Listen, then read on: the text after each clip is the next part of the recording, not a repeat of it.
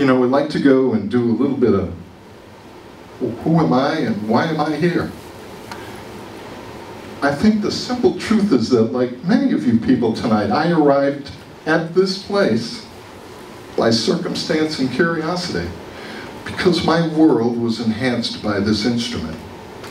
And I'll tell you, when I was, I guess, 13 years old, I went to school in upstate New York, and as things happen, you have to change the bus in New York City, and when you've got an hour and a half and you're 13 years old, what do? You kind of explore, you walk around and find out what the heck is going on in this big town. Well, I happened to stop by a pawn shop,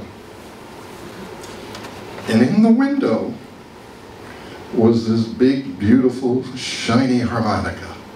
And even though I didn't grow up in a musical family, didn't know anything about music, something told me to go in and give that guy some money, because I had to take this thing home. And I tell you,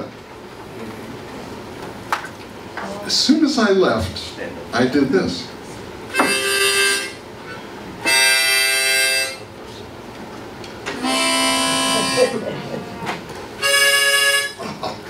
When I pushed the button in, it kind of threw me for a loop. And I told you, I went home, I took it, stuck it in a drawer, and I think it stayed there for 10 years.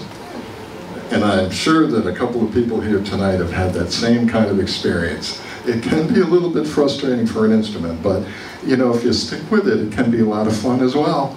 And I have to tell you that it was about 10 years later in San Francisco, I was doing poetry, and it was probably pretty crappy.